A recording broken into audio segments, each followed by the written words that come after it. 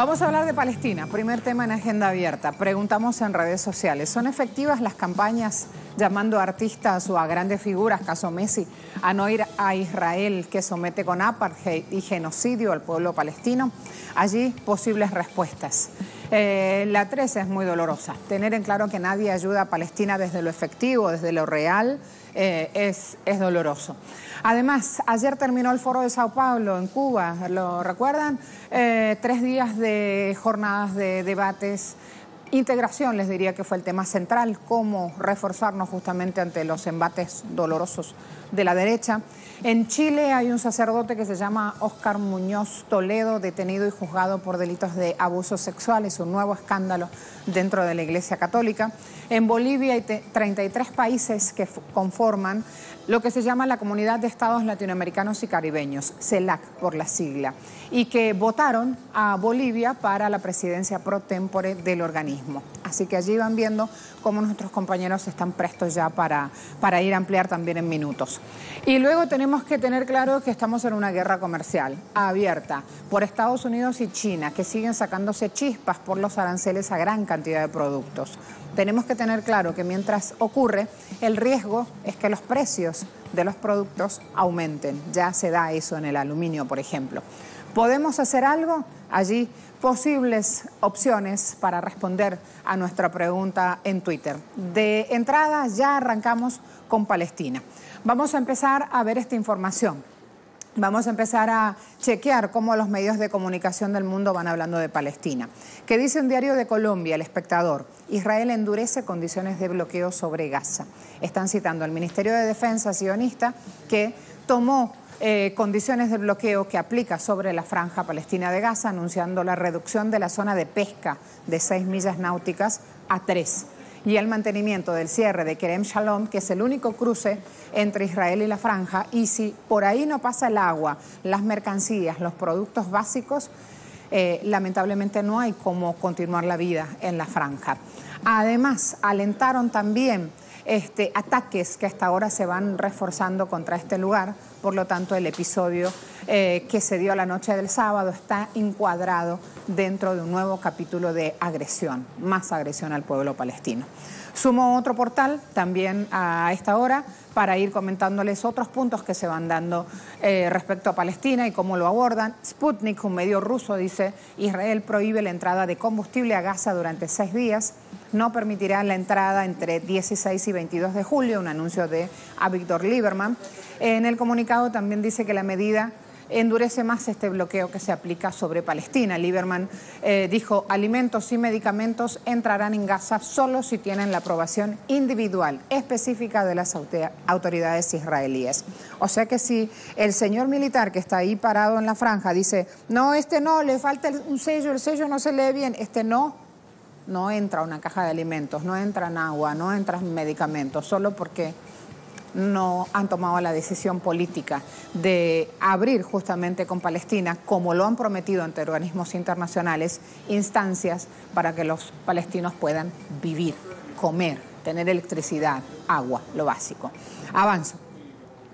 Palestina Libre, ¿qué es lo que está diciendo este portal? Donde justamente se planea la resistencia, donde se muestra al mundo lo que pasa. Se agudiza la crisis de agua potable y combustible en Franja de Gaza. Están en pleno verano, tienen nuevamente que afrontar escasez de energía eléctrica, hablamos de cortes de hasta 20 horas al día. También los aparatos eléctricos que se dañan no hay cómo reponerlos porque no hay dónde comprar esos insumos. El director de Energía y Electricidad de la Franja aseguró este domingo que esta crisis lamentablemente va en aumento y que impacta en la vida de los ciudadanos. Avanzo entonces, hay un portal más, que en este caso es el nuestro. Ministro de Israel propone lanzar bombas a niños de Gaza. El horror, el dolor. Ha dicho este hombre: ¿por qué no disparar a quien sea que envíe armas aéreas contra nuestras comunidades? Señores, a la pedrada también le llaman arma aérea, así como lo están escuchando. Si hay un niño que lanza una piedra y cae ahí enfrente de su nariz y no está participando en un acto de guerra, sino está compartiendo contra otros, o una pelota de fútbol o algo que se va para el gran campo sionista, vuelve con un balazo. ¿Saben quién era el ministro de Educación de Israel? Sí, Naftali Bennett, citado el lunes por un diario israelí. O sea que no es que lo están ocultando al mundo. Su propia comunicación pone esta información, esta declaración de Bennett en una reunión de gabinete que se hace cada semana. El gobierno se reúne y habla justamente y planea cómo bombardear esta franja de Gaza, porque la idea es la aniquilación del pueblo palestino. Ese es el objetivo final. Cometas incendiarias que generalmente denuncia Israel que son usadas contra su gente, en verdad se lanzan contra los niños, se hacen ataques contra menores y desde aviones de guerra incluso. No hay ningún impedimento legal. Entonces, ahí la declaración del ministro sionista. Luego de esto, vamos a empezar a rodar información que también hay que decir es sumamente dolorosa. Pero la idea es debatir en casa y plantear justamente este tema, que Palestina no nos largue solos al mundo sin tener información de lo que pasa a su pueblo. Ahí parte de lo que Telesur había preparado en este día de la tierra palestina y que, por favor, no corran rápidas las imágenes, vamos a dejar los textos justamente y que van a sumar información vital obtenida hasta el primer trimestre de este año. 52.320 muertos en 67 años del conflicto entre Israel y Palestina. Cuando hablamos de conflicto, señores, tenemos que decir que es un aniquilamiento que hace el sistema sionista contra el pueblo palestino, porque de lo contrario así parece que tienen algún inconveniente de tipo político entre estos gobiernos y no es así. Se trata de una agresión que se produce desde el lado del ejército sionista respondiendo a las indicaciones del Estado sionista contra el pueblo de Palestina. Me voy a la siguiente imagen. Más de 2.000 niños palestinos asesinados en los últimos 18 años. ¿Quién lo dice? En este caso, ¿quiénes lo dicen? Organizaciones de derechos humanos. Voy a ampliar con este número. 12.000 niños al menos han sido detenidos por fuerzas israelíes. 12.000. Febrero de este año, Israel mantiene 230 enclaves en zonas ocupadas desde el 67. Ahí tienen imágenes de cómo están de un lado del mundo y del otro. Si estás del lado sionista vas a tener electricidad y agua y confort y todo el estado de bienestar que te da Netanyahu. Si estás del otro lado te espera plomo y guerra. Principios del 2017, crisis energética en Palestina, dejaba a la población sin electricidad 20 horas al día, les decía. 20% de quienes viven en Gaza pueden tener un sistema de abastecimiento de agua, que como ven no es el óptimo, pero hay agua, fundamental para la vida. 80% de palestinos dependen de la asistencia alimentaria. Por lo tanto, si les cierran el paso o si el funcionario que está ahí parado les decía, considera que no se lee una firma o que un sello no está completo o que no se le ocurrió por X cuestión no dejar ingresar alimentos, los niños que ven en imágenes no tienen que comer. Hay un video emitido por una organización que también trabaja para ayudar a la comunidad palestina, ahora lo vamos a mostrar, y van a ver el momento en el cual se da un ataque aéreo israelí mientras ellos estaban festejando este cumpleaños.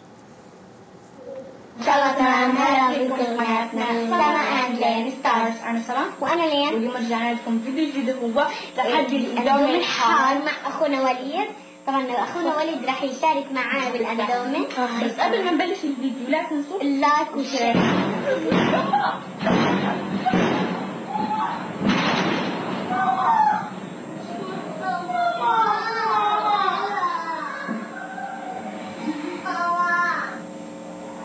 Ahí lo veían, el horror de la guerra. Miren cómo estaban preparando, con lo poco que consiguen y pueden, estaban preparando algo para el cumpleaños, una tortica, una galleta, y pasaba eso. No es algo que no ocurra todos los días, lamentablemente. Naciones Unidas para Refugiados en Palestina, Oriente Próximo, indicó lo siguiente. Naciones Unidas. Para Gaza no hay futuro, es una gran cárcel donde no hay sueños, no hay estabilidad, 2 millones de personas, 50% de desempleo, un sector privado que no funciona porque Israel no permite el funcionamiento, daños causados por la guerra del año 2014 todavía no se han superado. El problema es que la gente no tiene nada que perder, lo dice Naciones Unidas. Por eso la importancia de sumar análisis y ver cómo ayudar al pueblo palestino, cómo sumar esperanza y cómo desandar toda esa maquinaria de guerra que tiene el Estado sionista. Isabel Franchi con nosotros, abogada internacionalista. ¿Cómo estás? Gracias por la invitación. Veíamos números que nos parten el corazón y nos estamos ocupando hoy nuevamente de Palestina en nuestra pantalla porque sabemos que estas agresiones lamentablemente van a ir en alza contra el pueblo palestino. La situación con la manipulación de la energía eléctrica y con el agua potable ya está anunciado, en los próximos días va a ir lamentablemente en aumento. O sea, si ya no tenían 20 horas al día de energía eléctrica, ahora van a tener más horas todavía desabastecidos. Y esto es terrible. ¿Qué informaciones tienes, Isabel? Bueno, realmente es un statu quo, ya terminó siendo una normalidad en la vida cotidiana de los palestinos y de los gazaíes en sí. Hablando de esa, bien lo has mencionado, que es la cárcel más grande de la historia, que es bueno resaltarla siempre, es el gueto nuevo de Varsovia, podemos hablar, de aquellos días que un día los judíos lo han sufrido a mano de los nazíes, hoy lo están aplicando, parece mentira, a este mismo pueblo, al pueblo palestino. Ahora van acentuándose porque esto va en consonancia con el proyecto que hemos dicho, la negociación del siglo. Mientras más acentúan, mientras ellos creen que puede este pueblo gallardo, que durante ya va 68 años, ha luchado contra viento y marea y está aferrado a su tierra, aferrado a su patria, la cual es la Palestina ancestral. Y es un derecho inalienable para ellos defender esa soberanía y defender esa relación innata, umbilical con su tierra, la cual es Palestina. La cuestión se van acentuando. Siempre lo hemos visto. La amenaza, la falta de respeto al derecho internacional, siempre la hemos visto de parte del Estado colonial de Israel. Pasa que antes Estados Unidos no tenía a un Donald Trump sentado en la silla presidencial. Exactamente. Hoy se desnuda que Estados Unidos tiene planes y que además Trump con sorna o de la manera en la que se le ocurra, a través de un tuit, estalla todo el tiempo, pueblos, toca pueblos, agrede. Es que es la forma, mira, la política de Estados Unidos, bien viene Trump, o viene Bush, o viene Obama, está obedecida a una agenda implementada con un script, como decimos, o una agenda a aplicar. Uno la acentúa más, uno viene dependiendo del carácter que viene a manejar la administración de la Casa Blanca. Pero en sí está en el tapete, y más si nosotros podemos hablar de que el que domina las mayoría de las decisiones internas económicas en Estados Unidos es el AIPAC, es el lobby sionista, que incide bastante en las decisiones. Más estamos hablando de un pueblo que estamos hablando de un yerno que aboga israelí antes de que sea judío, sionista que aboga para los intereses meramente israelí, más que los intereses del pueblo norteamericano. Entonces, sí, realmente incide el carácter en estas decisiones que van acentuándose, pero sin soslayar la idea de que desde 1980 las resoluciones de declarar, por ejemplo, a Jerusalén como capital de el llamado Israel, el Estado colonial. Entonces, siempre con la salvedad del voto norteamericano, el veto norteamericano y el apoyo incondicional, se sabe que tiene esto un trasfondo de apoyo internacional. Ahora, Isabel, sí. Mientras se daba el Mundial Rusia 2018, pasaban cosas muy duras en la Franja de Gaza. Preparamos imágenes, vamos a ir a mostrar justamente esa situación y ya vamos a continuar con el análisis. Incrementa el asedio israelí hacia los palestinos con el claro objetivo de exterminarlos. Se somete al pueblo palestino cuando matan sin piedad a su población, niños, adultos y ancianos, evidenciando al mundo que el Estado israelí es el más sanguinario que ha tenido la humanidad en la actualidad. En la Franja de Gaza no cesan los ataques de operaciones militares. Lamentablemente es considerado por expertos, políticos y sociales como el campo de concentración más grande del mundo, donde se ejecuta una política de exterminio colonial y discriminatoria desde hace varias décadas. La estela de humo, la estela de dolor, la estela de guerra deja daños. Hemos dicho también, al iniciar este programa en esta agenda abierta de hoy, que el tema del agua va a ser trascendental en los próximos días. Ya Isabel nos va a contar cómo se manejan en el verano y por qué justamente les cortan el agua a los palestinos. Hay un video del Comité Nacional de Agencia de Naciones Unidas para los Refugiados de Palestina en Oriente Próximo, que es muy cortito y que nos lleva de una manera muy clara a ver lo que está pasando. Por favor, lo muestra.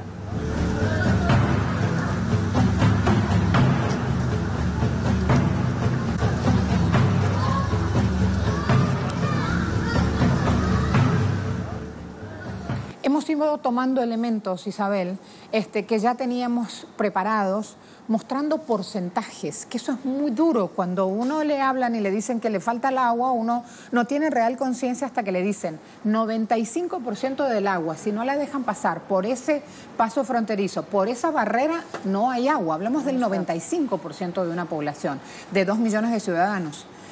¿Qué es lo que ocurre? ¿Qué es lo que ocurre cuando llega el verano? Acuérdese que estamos hablando de un espacio territorial muy limitado. Ajá. Y a pesar de ello está muy poblado. Perdón, espacio territorial de ¿cuántos kilómetros? Estamos hablando ya de como 7 kilómetros, podemos decir. Ahí van teniendo la primera referencia. Luego ella me decía, no, son más de 2 millones los que dependen del agua. Sí, dependiendo de que están en una zona muy poblada, más bien. Vemos que están superpoblada, les han ido sacando la tierra y los han ido amontonando. Sí, estamos hablando de una guerra, son 3 elementos que distingue esta zona, Gaza. Primero, hemos visto que es el bastión de la resistencia.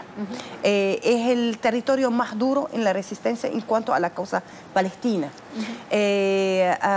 Estamos viendo la parte demográfica, que por cierto Arafat un día dijo que nuestra guerra es demográfica, quiere decir, se acentúa a 3% cada año la natalidad. Pues quiere decir que están apostando a que mientras matan jóvenes, siguen pariendo y siguen pariendo. Esa para el Estado colonial de Israel es un peligro. Entonces esa guerra demográfica, mientras que están más poblados, entonces más necesidad de consumo de agua, de consumo de electricidad, de consumo de todos los bienes de derecho humano inalienable a las personas, al hábitat y tal. Por ello ustedes ven que todo lo que puede ahorcar a este pueblo lo van haciendo. Cuando es por la comunidad internacional, esto está vetado, con el derecho internacional está vetado. El Convenio de Ginebra lo dicta claramente. Lo prohíbe claramente. Entonces, y allí hay violaciones. ¿Quién paraliza? ¿Quién puede parar a este ogro internacional? Ahora, todos aquellos elementos que estamos hablando, esos derechos inalienables, cortarle el agua en verano, que es necesario que tú puedes. Además, es una zona costera, más, ¿ves? No es temperaturas muy altas.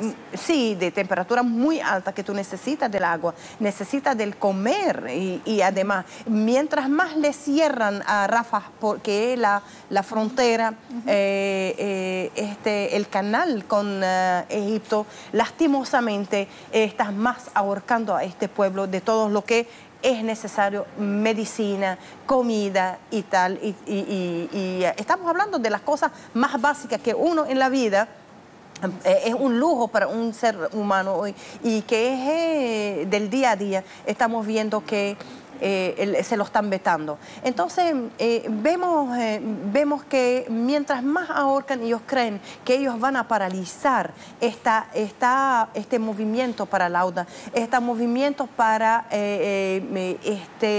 doblegar a las decisiones tomadas por grandes intereses económicos. Estamos hablando de una Gaza recalcando de que entre sí no solamente es un bastión de resistencia, no solamente estamos hablando de ese elemento demográfico, estamos hablando de una costa que la mira económica igual es de mucha importancia. Limitar a los pescadores, por ejemplo, imagínate tú hasta de esa costa y de esta decisión de bajar las millas para una poder zona, pescar. sí, de esa zona contigua para la pesca. Y por lo menos el pueblo gazaúí vive de la pesca, vive del comer día a día, del consumo, lo que pesca. No tienen ni ganado. Hemos visto un video que realmente estremeció a mucha gente y fue viral en las redes sociales. Un muchacho, un niño, le dice, ¿qué necesitas tú de Navidad? Entonces le dice, yo necesito jugar como cualquier niño, una televisión. Entonces le dice, ¿y qué? ¿Cuándo comiste carne? Le dice, ¿qué quiere decir carne? Ve esta pregunta, un niño diciendo qué quiere decir carne. Nunca han comido carne. Entonces, hasta este punto, la humanidad tiene que mirar la realidad del pueblo palestino, el sufrimiento de este pueblo, cómo está vetado. Ya la causa palestina, vuelvo, repito, es humana por antonomasia, es de derecho humano, es un deber y además es un... como decimos, siempre utilizo espina en el corazón de que piensa, de que siente el humanismo. Es una deuda por la humanidad lo que está pasando en Palestina. Falta solamente, tenemos a la Franja Gaza, aquellos pueblos que entraron bajo aquella resolución 181 de mitad, un Estado palestino y un Estado colonial artificial creado en la tierra ancestral. Entonces estamos viendo que no, ahorita no estamos hablando de dos. Cuando uno decía que el plan imperial va más allá, la resistencia va más allá, la negación a la creación de este Estado colonial en esta zona para dividir, para prevalecer los intereses imperiales en toda la época. Anteriormente eran británicas, hoy americanas, en una zona muy estratégica, que acuérdate que allí está la triangulación de tres continentes hablando de la zona marítima, tanto que estamos hablando de África, estamos hablando de Europa, estamos hablando de Asia. Cuando hablamos de que justamente le bajan las millas para que los pescadores palestinos no puedan encontrarse con su alimento, es porque justamente quienes toman esas millas náuticas son los organismos de guerra de Israel y de Estados Unidos. Esto es lo que se tiene que entender y uno no tiene que tener miedo de repetirlo, porque mientras eso está pasando, mientras los tanques de pensamiento de guerra avanzan, lo que merma es la comida para los palestinos. Claro, es que ahorcarle. Ben Gurion ha dicho que la segunda generación, cuando la primera guerra, decían, o el éxodo del pueblo palestino, la segunda generación se va a olvidar de lo que está pasando. Y bien vemos que un niño de 11 años, de 10 años, de 12 años, está más aferrado a la causa, más aferrado a la tierra. La tierra, hay que entender que la patria madre es patria, es madre tierra, es perteneciente a los palestinos ancestralmente. Esto no pertenece a los intereses que me vino uno de Bangladesh, o me vino uno de Etiopía, o me vino uno ario europeo, entrando, creyendo que esa es su tierra por ser sionista. No, esta es innata de un pueblo palestino, bien sea cristiano, bien sea musulmán y bien sea judío. Esta para los árabes ancestralmente, y allí se va a defender. Hemos visto esta parada de gloria gallarda de este pueblo con unos llamados... Perdón, estamos hablando de los, ¿cómo se llama? el parapeto, el término y no en español. Sí, verdad, que los papagayos, los que decían, los papagayos. Entonces, barriletes en Argentina. Exactamente. Entonces, que contra esta arma creada por los mismos chamos, los mismos niños, para su defensa, como un mecanismo de defensa, ante un Estado que tiene un arsenal, ante un Estado que tiene más de 250 ojivas nucleares, ya para ellos un niño palestino con un papagayo, un mecanismo de defensa resulta un peligro. Ahí no peligra este armamento, peligra la resistencia, peligra ese aferro, esa fe en su causa. Lo que no vemos a un mercenario que lo tienen en su frontera, en su tierra colonial, defendiendo intereses meramente ajenos, que no entienden sino masacre y matar a alguien que está aferrado a su causa. Esto nadie se lo puede quitar. Hemos preguntado en redes sociales, hablando justamente de la cantidad de imágenes que se han viralizado mostrando lo que ocurre en Palestina, si sirve estas campañas, estos llamamientos que hacen en distintos puntos del mundo a los artistas, a las grandes figuras. Hemos hablado de Messi, antes fue Shakira, ahora es Carlos Vives. Les están pidiendo que no vayan a Israel con sus presentaciones de shows para no estar justamente apoyando a la causa sionista de agresión, de apartheid, de genocidio al pueblo palestino. El teatro noruego se pronunció. Isabel, hemos preguntado en redes y ustedes nos dicen, 43% dicen sí sirven estas campañas, el 34% dicen no y el 24% dicen nadie ayuda a Palestina. Le pregunto ahora a Isabel si te parece que aportan o no justamente estas campañas en redes para denunciar lo que pasa. Porque el sionismo ha usado estos espacios, ha aprovechado estos espacios a hablar en una cierta era, si retornamos hacia atrás, del holocausto. Entonces, cada quien que podía alza la voz contra un holocausto, lo tildaban de antisemita. Han aprovechado esta situación histórica lamentable para poder implementar su doctrina sionista. No estoy hablando judía, ¿ves? Sí, entonces, vemos que ellos han aprovechado estos espacios de tildar a terrorista al palestino, de tildar terrorista al árabe, de tildar terrorista al que no comparte su opinión. Entonces vemos ayer en Noruega, por ejemplo, el Teatro Nacional se ha pronunciado, ya los teatros europeos se han pronunciado. Acuérdese de que la red intelectual influye bastante, y más cuando estamos hablando de esquivar la mirada sobre causas humanas. Ya el sector, las personalidades internacionales que tienen influencia sobre la población, la masiva en el mundo, es necesario que tome la medida, porque para aclarar, para esclarecer lo que está sucediendo en Palestina. Y como hemos dicho, nadie tiene un corazón que late, acepta lo que está pasando en Gaza, especialmente o en Palestina. Al corazón apelaban justamente cuando a Shakira le decían, eres madre, cuando Messi le decía, sos padre, no avales justamente el genocidio, el apartheid, lo que está haciendo el Estado sionista son sobre diferentes. el pueblo palestino. No hay una cláusula existente en el Convenio de Ginebra que no fue violada por el Estado colonial sionista de Israel. Ahí el punto clarísimo. Gracias, Isabel. Gracias. Isabel Frangi, abogada internacionalista. Mamá, con nosotros. Pausa rápida, ya volvemos.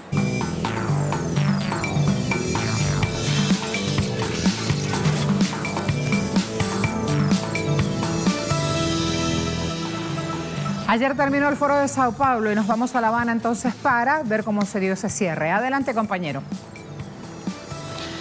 Hola, buenos días. Bueno, entrada la noche de este martes fue que concluyeron las actividades del encuentro del Foro de Sao Paulo, que durante 3 días convocó acá en La Habana a más de 600 delegados de unos 50 países, representantes líderes de partidos políticos de izquierda, de movimientos populares, progresistas del continente, que intentaron articular, diseñar una estrategia para enfrentar el actual ascenso al poder de la derecha. Hay que decir que en la jornada de ayer, durante la ceremonia de clausura, estuvo presente en el Palacio de Convenciones el primer secretario del Partido Comunista de Cuba, Raúl Castro Ruz. Es el partido anfitrión de este foro que tuvo lugar en La Habana y que se produce en un momento especial de la historia de Cuba, donde hay un nuevo mandatario que está llamado a dar continuidad a la llamada generación histórica de la revolución.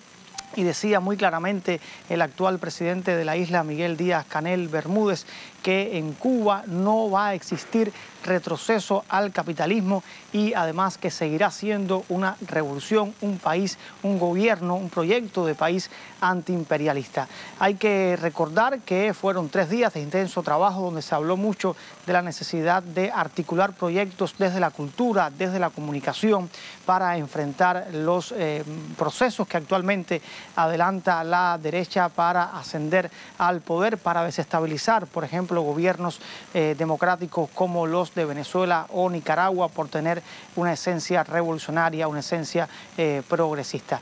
Esto fue lo ocurrido durante estos 3 días en la capital cubana, algo que, bueno, habrá que ver ahora qué sucede en lo adelante, en qué se traducen esos debates que se realizaron en Cuba, qué acciones concretas estaría llevándose a la práctica por parte de los movimientos de la izquierda para continuar avanzando en ese propósito de llegar al poder con políticas para beneficio de las mayorías. Gracias, Alien Fernández desde La Habana. Me voy a Chile, me espera allí ya nuestra compañera de tareas en la corresponsalía y un sacerdote, Óscar Muñoz Toledo, detenido, juzgado por abuso sexual. Lamentablemente hay que decir que es un nuevo escándalo dentro de la Iglesia Católica. Así que, Paola, por favor, adelántanos más sobre el tema.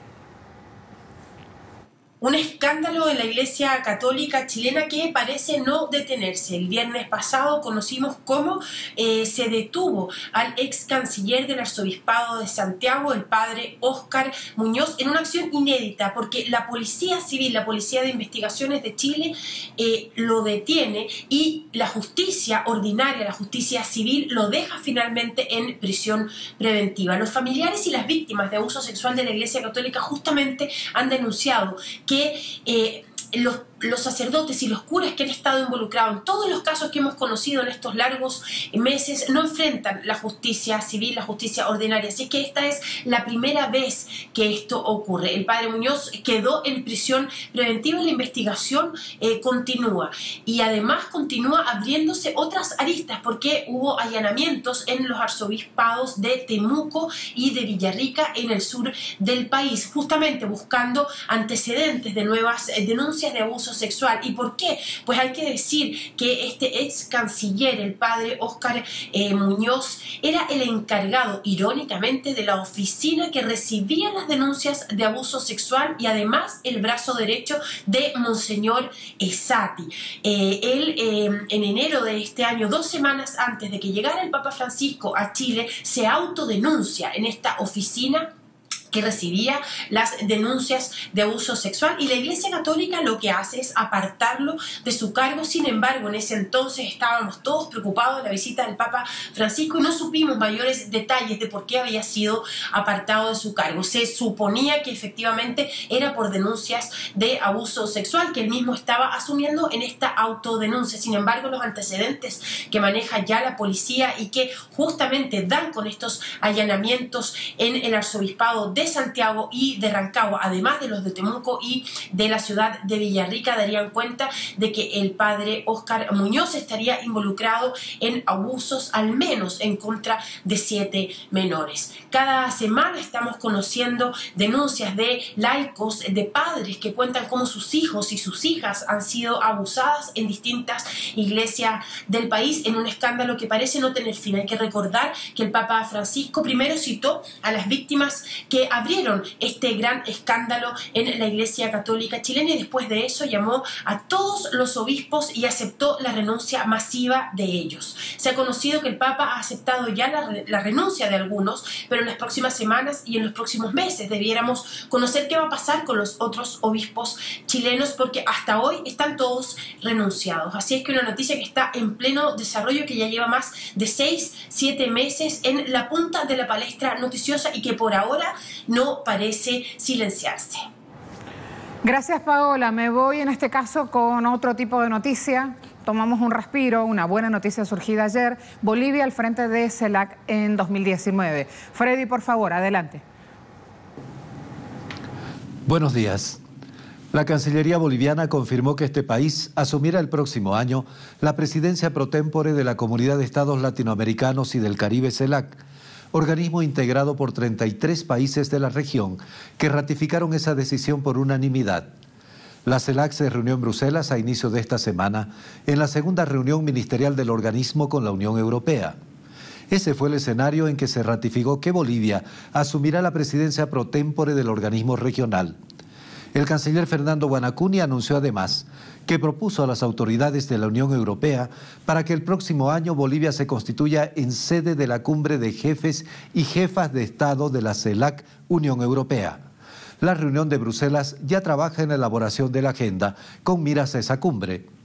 Los dos organismos tienen en agenda la cooperación en foros mundiales, el Acuerdo de París sobre cambio climático, revisión de la política mundial sobre drogas para el 2019 y el Pacto Mundial sobre Migración, además de la aplicación de la Agenda 2030 sobre desarrollo sostenible, que incorpora dos ámbitos de cooperación, como desarrollo digital y desarrollo urbano.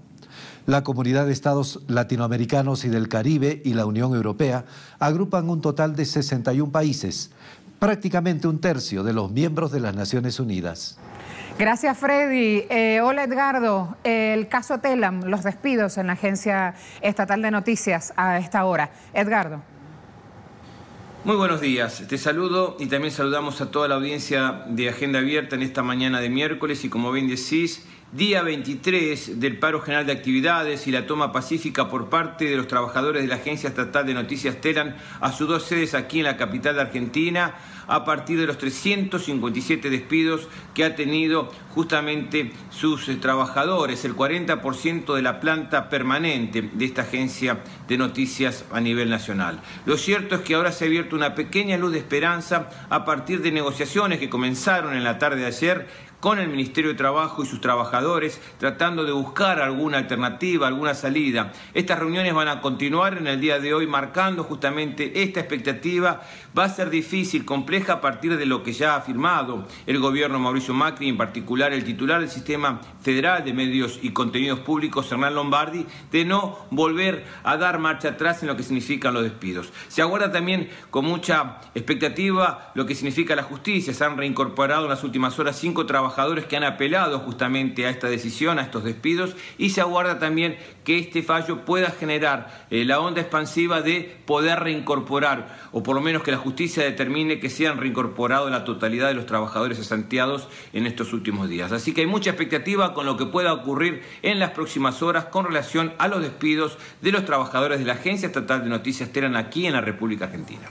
Gracias a todos, gracias compañeros. Hemos dado una vuelta por las corresponsalías a ver los hechos que generan noticia hasta ahora. Pausa rápida, aquí los espero para seguir con nuestra agenda que está abierta.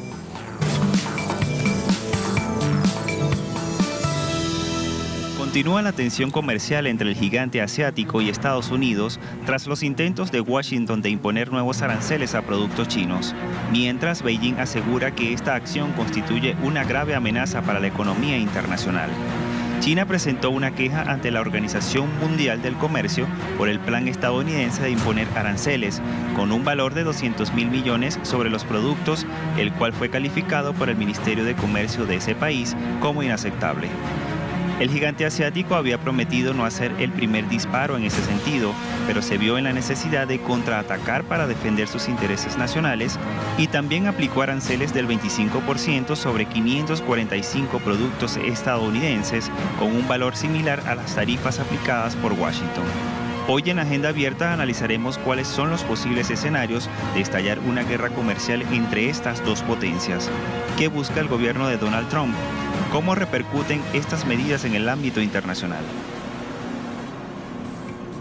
¿Qué dice la publicación El País de España? Europa pide a China, Estados Unidos y Rusia evitar la guerra comercial para prevenir el conflicto y el caos. Habló Donald Tusk, hizo esta advertencia, los peligros que están encerrados en esta decisión de cruzar de lado y lado justamente guerra de aranceles.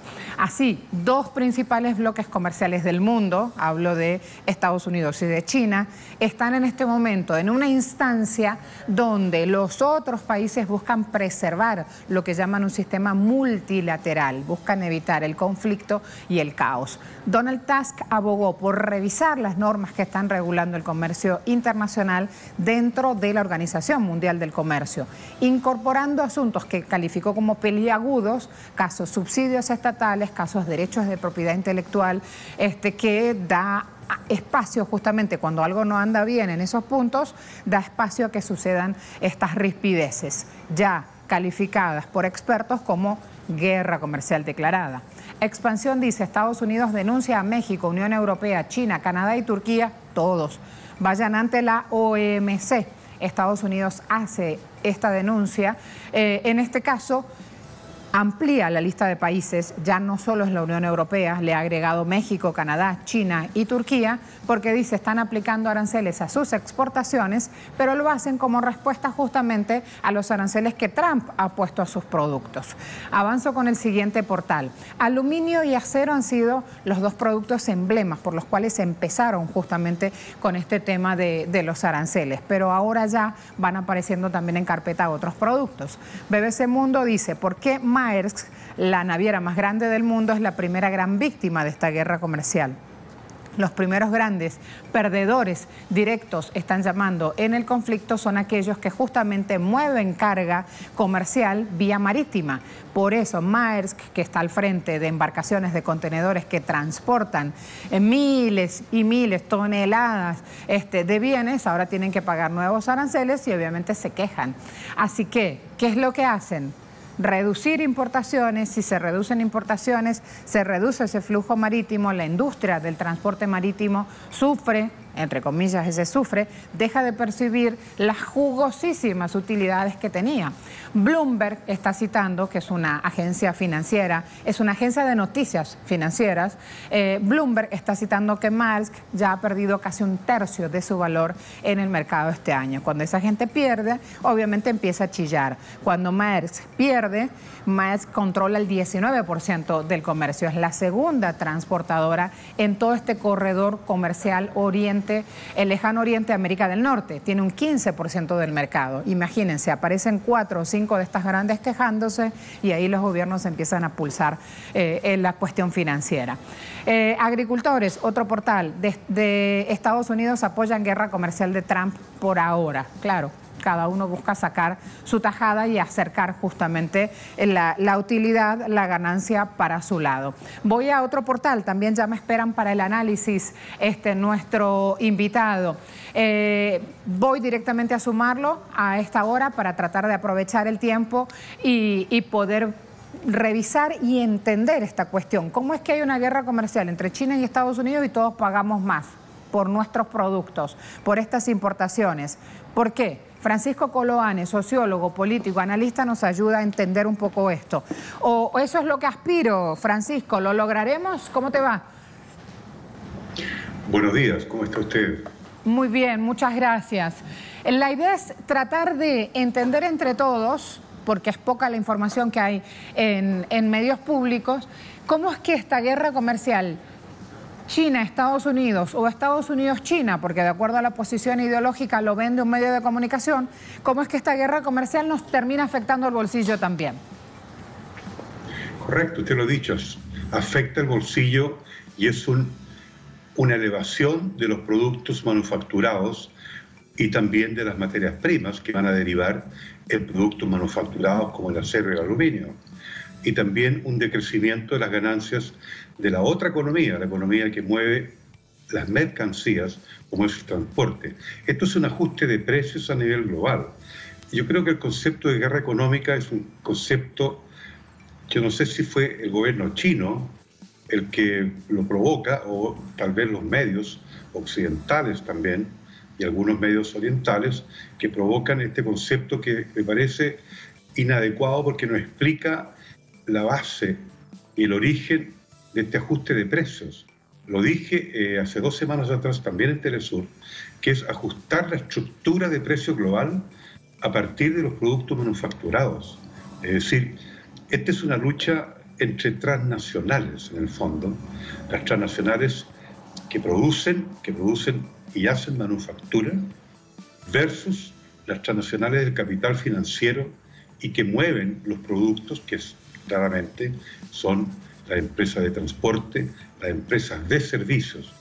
Y esto yo lo tengo que llevar un poco a la historia, estimada colega, que es una segunda o tercera generación del ajuste estructural que se aplicó en la era de Reagan, cuando se privatiza, se desregula, el Estado empieza a jibarizarse, empieza la desregulación y empieza una apertura indiscriminada de los mercados, que es la tesis de Reagan y después de Bush padre, cuando se establece un nuevo orden económico mundial. Yo le llamo el ajuste estructural, en el mundo se le llama neoliberalismo, pero se explica mejor diciendo en qué consiste el ajuste estructural. Es en llevar a la economía a precios reales. Y usted lo dice en su introducción, los productos van a ser más caros y esto va a afectar al bolsillo de las personas, no solamente en Estados Unidos, sino que en el mundo entero. Entonces aquí los bloques que se están formando en el caso de Turquía, Canadá y China empiezan a reclamar, porque son países muy dependientes de la economía de Estados Unidos.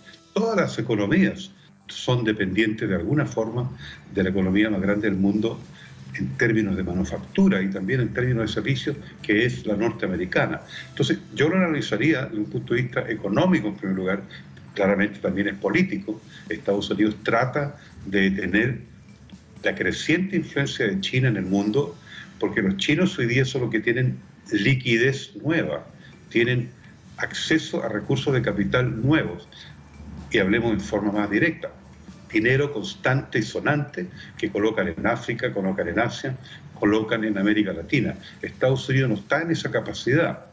¿Por qué? Porque tuvo una crisis financiera muy sólida, muy fuerte en el 2008. No se ha recuperado de esa crisis. Entonces, volviendo a mi tesis, si se le puede llamar de alguna manera en forma pomposa tesis, discúlpenme, es una generación nueva del ajuste estructural económico, es decir, que la economía capitalista global tenga un costo nuevo, un precio nuevo, y esto va a derivar en una elevación de los costos. Como ciudadanos. De los productos. Se entiende. Como ciudadanos, Francisco, ¿hay algo que podamos hacer? Porque también, si no podemos hacer nada, estamos presos ahí como rehenes, como víctimas esperando decisiones. Ya sabemos que la economía parte de una decisión política, esperando decisiones que toman gobernantes que no siempre van siguiendo un pulso a la economía real, porque ahí está el otro tema. Es la economía real. Y yo lo quiero llevar al caso de América Latina, que tenemos en todas las facetas de nuestro querido continente latinoamericano, economías subsidiadas. Es decir, Chile vive una economía subsidiada. El precio del pan en Chile no es real. Al productor, el productor le gustaría que este precio fuera más caro hoy día. Hoy día está subsidiado ese precio por una serie de mecanismos de protección social y también por acuerdos de precios que no lo está generando el mercado en forma espontánea. También hay que agregar, usted me dice, ¿qué se hace?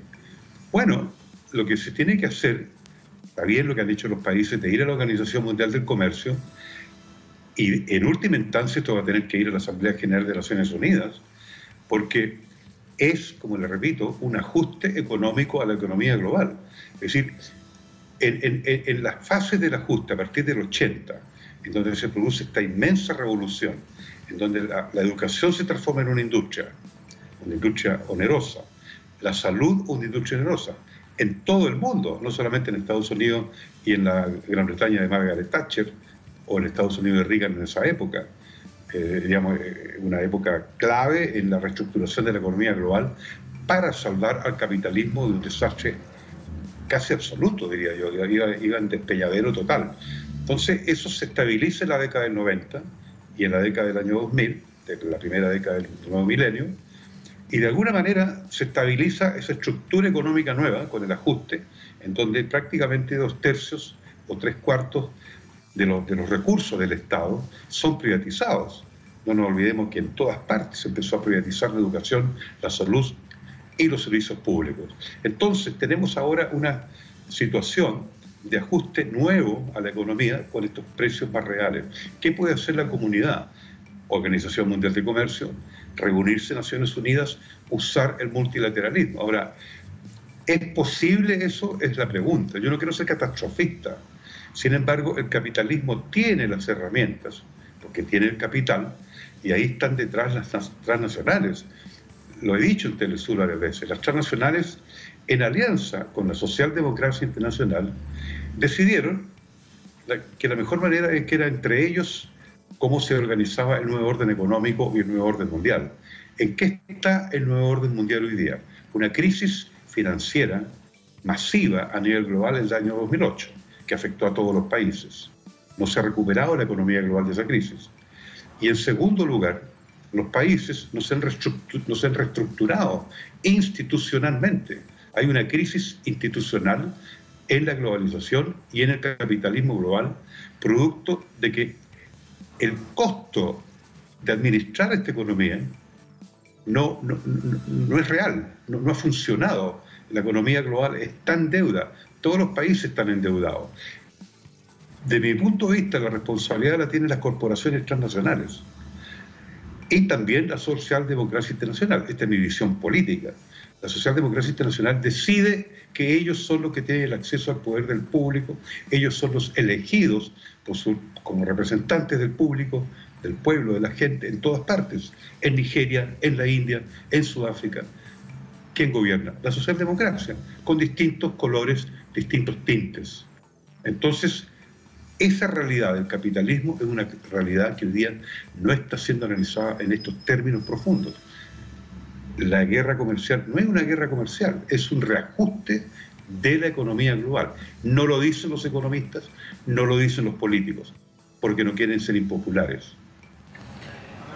El tema es apasionante, nos quedaríamos mucho más tiempo porque implica abrir justamente el debate, plantearlo en un medio público, empezar como ciudadanos a prepararnos justamente para lo que se viene. Ayer, Francisco, le cuento así rapidito mientras lo despido, en Impacto Económico planteamos justamente los números de la deuda global, que puede parecer, uy, otra vez números, son fundamentales, entender nuestros países, qué deuda tienen, cómo se obtuvo esa deuda, qué hizo Grecia, por ejemplo, a la hora de auditar su deuda, cómo están otros países, caso Argentina, en ritmo veloz, en clara picada, endeudándose terriblemente y sentenciando a generaciones enteras para lo que se viene. El tema es apasionante, hoy lo dejamos aquí, vamos a ir avanzando en siguientes capítulos. ¿Te parece, Francisco? De todas maneras, encantado de poder colaborarles a ustedes, de todas maneras.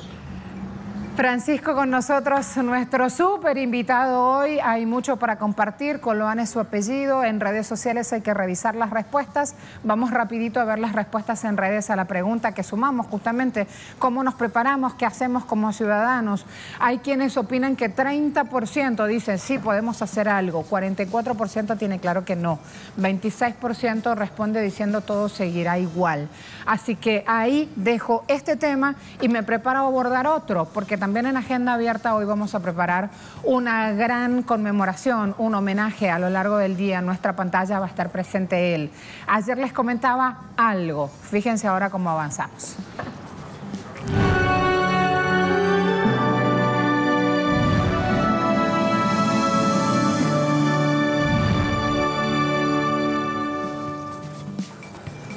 ...18 de julio rendimos, al igual que en todo el mundo, homenaje, figura clave en nuestra historia. Estamos hablando de Nelson Mandela, nuestro gran faro, guía espiritual, Premio Nobel de la Paz año 93.